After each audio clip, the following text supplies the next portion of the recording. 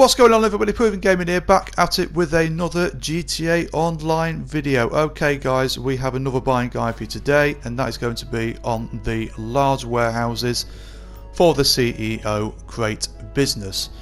As you guys are probably aware, they are on sale this week until Wednesday the 9th of December. So if you haven't got one already, it would be a very good time to buy one this week. However, just before we get started, do be careful of how many you do buy. I only really recommend buying one or two at the most, depending on how much money you got. As the reason for that, I've mentioned it before and I'll mention it again, we only have just over a week to go until the Cayo Perico Heist DLC. So if you do need to save your money, if you do need to grind a lot of money, then do be careful on what you spend in between now and then. I have also done a beginner's guide on the CEO crate business if you are a total beginner, so I do highly recommend you go and watch that before you watch this one. Go and check it out on my channel, and I will also link it in to the end of this video. So if you're looking to upgrade from a small or a medium warehouse and you want to go to a large, then keep on watching this video. And talking of that subject, just to make it clear right from the word go, you can only upgrade, you cannot downgrade. So you can go from a small to a medium or a medium to a large, but you can't say go from a medium to a small or a large to a medium or a large to a small or so on. So you can only upgrade. Unlike any other business on Grand Theft Auto 5 Online, you can actually own up to 5 crate warehouses, where unlike any other business you can only own one of them. So what I will do then, I will show you the setup which I've got, which is these 5 here in green, and also take you through on location and price for each one as we go along. So let's kick off with the first warehouse that I recommend then, which is the West Vinewood backlot. It is extremely close to the offices, so it's very close to Arcadia's Business Centre and also close as well to Mazebank West, which is the cheapest office you can buy in the game. The cost would normally cost you $2,135,000, however this week only it will only cost you $1,494,500. So very close to the offices, and also the missions are fairly close to it also. And not also that, it also has quite a big space to land a buzzard if you are using one instead of an Oppressor Mark II. And another reason why it's a good location is because it's also close to the Eclipse Towers, apartments and penthouses, so if you own one of them then it's very close there as well, not too far to travel. And also plenty of space as well to park your Terabyte outside if you own one of them as well, to save having to go back and forth to your office every single time.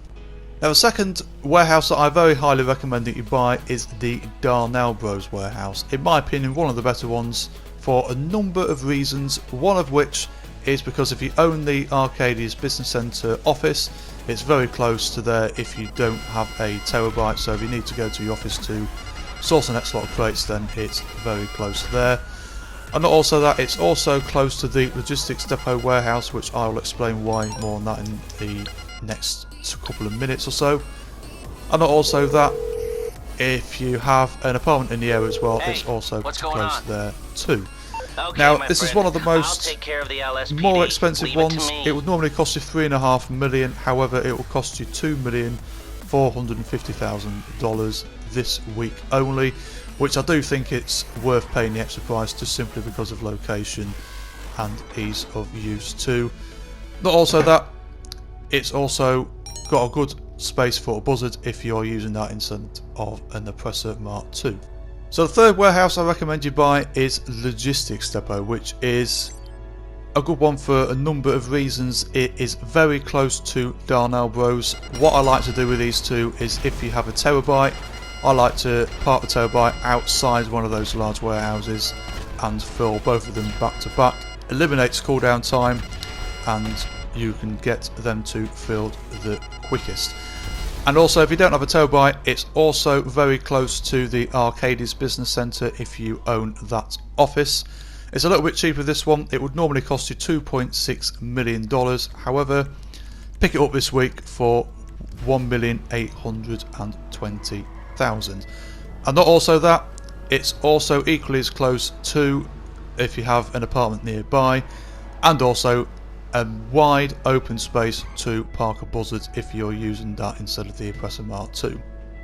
Now, I only recommend buying the last two warehouses once you own the Terabyte and the Oppressor Mark II, which is going to be Wholesale and Cyprus flats. Now, Wholesale will cost you normally $1.9 million, however pick it up this week for $1,330,000, and Cyprus flats would normally cost you a bit more, $3,265,000, however pick it up this week for $2,285,500.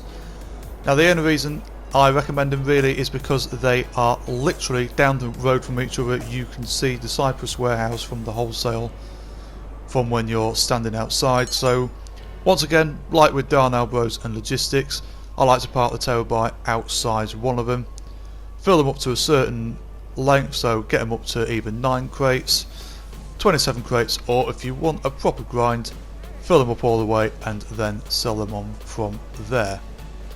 So I would recommend, after buying at least one or two of these warehouses, I would only recommend using either the 9 or the 27 crate method. The 27 crate method is probably the best one to use, to be honest with you, just for time and efficiency.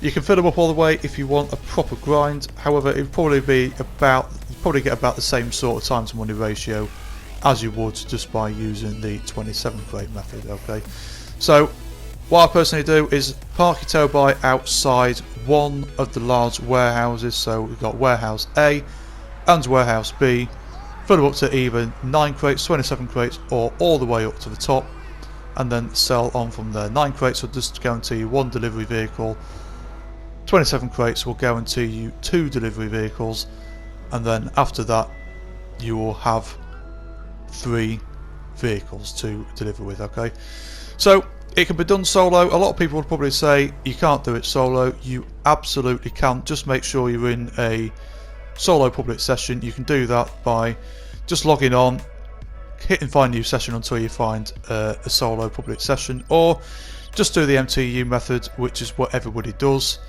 or a hell of a lot of people do, to say the least, and you'll be absolutely fine. Okay, so I hope you enjoyed this video, guys. If you did, please do go and give it a thumbs up. It would be muchly appreciated. And of course, to keep up with the latest guides and the latest content and all the updates, then do go and subscribe to my channel, Proven Gaming UK, and hit that bell icon so you turn notifications on.